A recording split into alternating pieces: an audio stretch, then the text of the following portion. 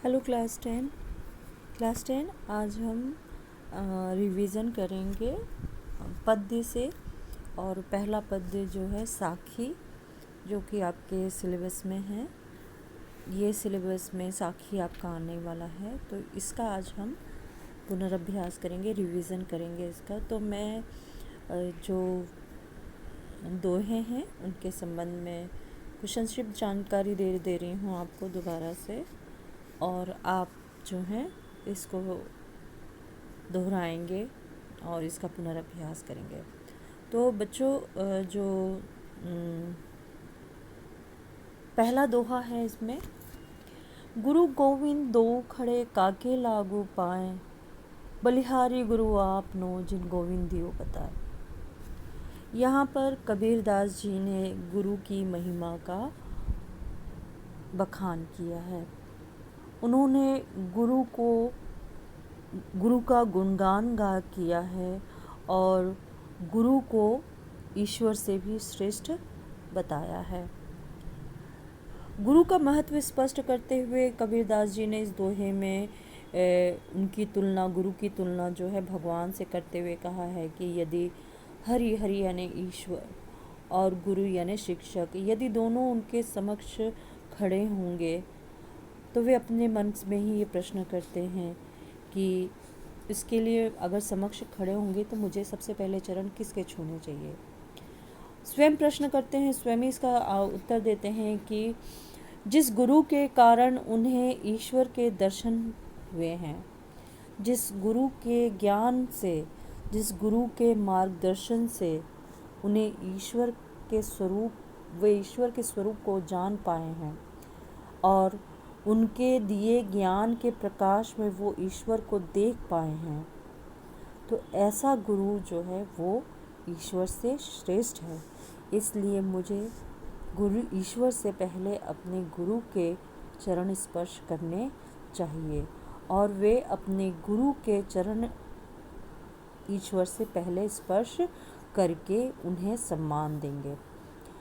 गुरु के ज्ञान और उनके मार्गदर्शन से ही उन्हें क्या हुआ है, ईश्वर के दर्शन हुए हैं। इसलिए वे गुरु को पहले प्रथम स्थान पर दर्जा देंगे। संसार जो है, कहने का तात्पर्य है कि कबीरदास जी ने कहा है कि संसार को अपने गुरु का सम्मान करना चाहिए। गुरु वह व्यक्ति है जो कि जिसके कारण उन्हें ईश्वर के साक्षात्कार संभव हो पाए हैं। गुरु के द्वारा दिए ज्ञान से ही उनके जीवन में जो मोह का अंधकार था, वह ज्ञान के प्रकाश में वहाँ पर उजाला हुआ, मोह माया से छुटकारा मिला और ईश्वर के सच्चे स्वरूप को वो समझ पाए और ईश्वर के उन्हें दर्शन हुए। आगे है, जब मैं था तब हरि नहीं, अब हरि है मैं नाही, प्रेम गलियति सांकरी तामे दो न समाहे। कबीरदास जी ने कहा है, यहाँ पर उन्होंने मैं शब्द का प्रयोग जो किया है वो अहंकार के लिए किया है और हरि जो है ईश्वर के लिए है। तो यहाँ पर कबीरदास जी ने आत्मा और परमात्मा को अद्वैत, उनके बीच में जो द्वैत या दो अलग अलग भाग है उसको पूरी तरह से उन्होंने मिटा दिया है। तो कबीरदास जी कहते हैं कि जब मैं था तब हरि नहीं, अब हरि है मैं नहीं। तो जब कबीरदास जी कहते हैं कि जब मेरे हृदय में अज्ञानता का अंधकार और अहंकार था, तब वहाँ भगवान नहीं थे, और अब जब हृदय में उनके हरि हैं तो उनका अहंकार मिट गया। अर्थात अंधकार मिटते ही अहंकार मिट गया और अहंकार के मिटते ही उस हृदय में हरि का वास हो गया, हरि के दर्शन हो गए हैं। तात्पर्य यह है कि यदि ईश्वर आपके हृदय में है तो हमें किसी ईश्वर से प्रेम है तो कोई और भाव, कोई अनन्य भाव जो है, अनंत भाव जो है वो हृदय में नहीं होंगे। क्यों? क्योंकि उसका उदाहरण वो इस तरह से देते हैं कि प्रेम गली अति सांकरी तामे दो न समाही, कि प्रेम की गली जो है, हृदय जो है उसका स्थान बहुत छोटा है। प्रेम बहुत, उसका हृदय बहुत छोटा सा एक स्थान है हृदय का। और ईश्वर क्या है? विराट स्वरूप है। ईश्वर कण कण में है, ब्रह्मांड है।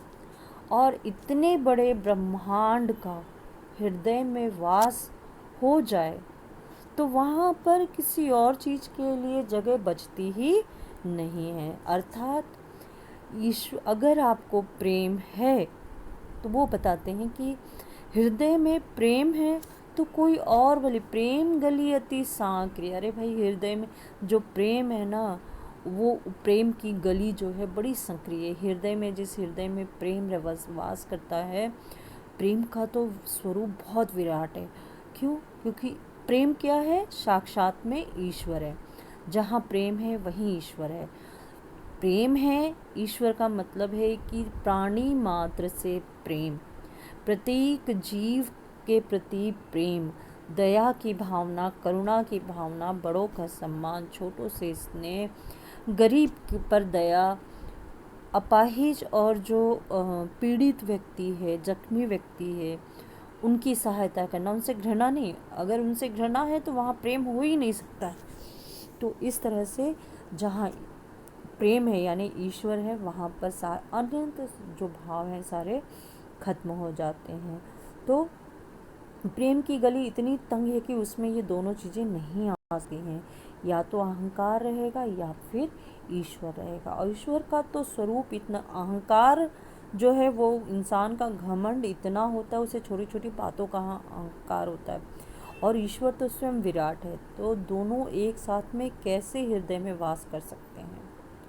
तीसरा है कि कांकर पाती जोड़ के मस्जिद बनाए, ता चढ़ी मुल्ला बांगते, क्या बहरा हुआ खुदा। तो इस दोहे में, साखी में कबीर दास जी ने मुसलमानों पर जो उनके पूजा पद्धति है या नमाज पढ़ने की जो पद्धति है, वे उसका विरोध करते हैं और उन्हें ये महसूस कराते हैं, ये दिखाना चाहते हैं, ये बताना चाहते हैं कि ये जो हम कर रहे हैं ये मात्र केवल एक दिखावा मात्र है। तो वो कबीरदास जी कहते हैं कि कंकड़ पत्थर जोड़ के तुमने मस्जिद बना ली है और उस मस्जिद पर मौलवी साहब जोर जोर से चिल्लाकर नमाज अदा करते हैं। कबीरदास जी ने ऐसी रूढ़िवादिता को, ऐसी प्रथा को उस पर व्यंग करते हैं। ये केवल उन्होंने मुसलमानों ने, हिंदुओं पर भी व्यंग किया है, उन पर कटाक्ष किया है, उनका विरोध किया है। और वो कहते हैं कि ये तरीका जो है मानव जाति से प्रश्न करता है कि क्या भगवान क्या बहरा है क्या, जो तुम्हारी बात नहीं सुन पा रहा है? अरे वो तो गूंगे का भी सुन लेता है, तो क्या जो गूंगा है उसकी नहीं सुनेगा? या जो जीव प्राणी बोल नहीं सकता है, क्या वो उसका नहीं? क्यों? भगवान तो सबका रक्षक है, वो उसने तो सभी जीवों को बनाया, तो क्या वो उसकी सुनेगा नहीं? जो नहीं बोल सकते हैं क्या उनकी नहीं सुनेगा? तो ये कटाक्ष करते हैं कि ईश्वर को अगर सच्चे हृदय से अगर याद करते हैं तो वो सदा हमारी दुआओं को कबूल करता है, हमारी प्रार्थना को स्वीकार करता है। उसके लिए हमें किसी प्रकार के दिखावे की आवश्यकता नहीं है। अतः प्रार्थना सादा और प्रसन्न चित्त से करना चाहिए। आगे वो कहते हैं कि अपने चौथे दोहे में कि यहाँ पर इन्होंने हिंदुओं की मूर्ति पूजा पर विरोध किया है, उनके आडंबर का विरोध करते हुए उसे उन्होंने ब्रह्म के स्वरूप को समझाया है कि पाहन पूजे हरि मिले तो मैं पूजूं पहाड़, तात ये चाकी भली पीस खाए संसार। कबीरदास जी ने मूर्ति पूजा का विरोध करते हुए कहा है कि यदि पत्थर पूजने से भगवान मिल जाते हैं तो मैं दुनिया के सबसे बड़े पहाड़ को पूजूंगा। फिर वो कहते हैं असल में उन्होंने हिंदुओं की मूर्ति पूजा पर, उनके दिखावे पर कटाक्ष किया है, व्यंग किया है कि ईश्वर केवल मूर्ति में वास नहीं करता है, ईश्वर प्राणी मात्र में, जीव मात्र में वास करता है। जो कहा जाता है कि नर सेवा ही नारायण सेवा है, तो भगवान को पूजने के लिए केवल मूर्ति की आवश्यकता नहीं है, मूर्ति के साथ में जो उसकी बनाई हुई रचना है, ईश्वर की बनाई हुई जो रचना है, उसकी पूजा कीजिए, अर्थात उसकी सेवा कीजिए, उस पर परोपकार कीजिए, उस पर दया का भाव रखिए, उसके दुख में उसकी सहायता कीजिए। तो ईश्वर जो है वो, तो इसके लिए वो उदाहरण देते हैं कि तात ये चाकी भली पीस खाए संसार। तब तो अगर पत्थर को पूजना ही है तो हमें तो फिर जो सबसे उपयोगी है वो चक्की है, जो सारे संसार का पेट भरती है। अगर वह न होती तो गेहूँ किस में, अनाज किस में पिसता और इंसान का पेट कैसे भरता। तो जो मानव मात्र का, जो प्राणी मात्र का पेट भर रहा है, अर्थात जो उसकी सेवा कर रहा है, जो उसके कष्टों को दूर करता है, जो गरीबों को खाना देता है, जो भूखे प्राणियों को खाना देता है, पानी देता है, उसी की तरक्की होती है, उसी के लिए ईश्वर होता है, ईश्वर उसी पर प्रसन्न होता है। इस तरह से कबीरदास जी ने कहा है कि मूर्ति पूजा छोड़कर उसकी बनाई हुई सचमुच की मूर्ति, जो कि जिसमें प्राण है, उसकी आप आराधना कीजिए, अर्थात उसकी सेवा कीजिए, उससे प्रेम कीजिए। आखिरी में उन्होंने व्यक्त किया है कि सब धरती कागज करो लेखनी सब बन राय, सात समंदर की मसूब करूँ गुरु गुण लिखा न जाए। यहाँ पर उन्होंने गुरु किया है, यहाँ पर बदल दिया है इसको। तो इसमें है कि सात समंदर की मसी करूँ लेखनी सब बन राय, सब धरती कागज करो, सब धरती कागज करो लेखनी सब बन रहा है, सात समंदर की मसी करो गुरु गुण लिखा ना जाए।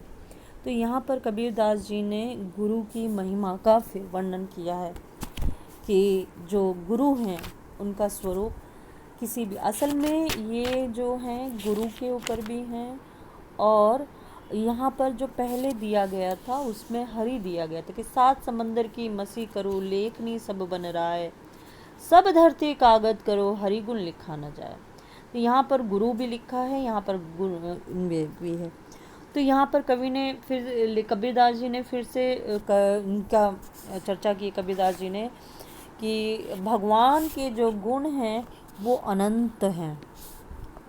अगर सब उनके स्वरूप की रचना अगर करने के लिए सातों समुंदर को स्याह कर दें, अर्थात स्याही बना दें, समस्त धरती के वनों से कलम बना दी जाए और सारी धरती को कागज कर दें, तो भी ईश्वर के दया को, उसके स्वरूप को हम लिख नहीं सकते, उसकी रचना का हम बखान नहीं कर सकते हैं। उसके इतना ज़्यादा उसके अंदर ईश्वर जो हैं, उस ये सारी चीज़ें कम पड़ जाएगी ईश्वर के स्वरूप को लिखने में।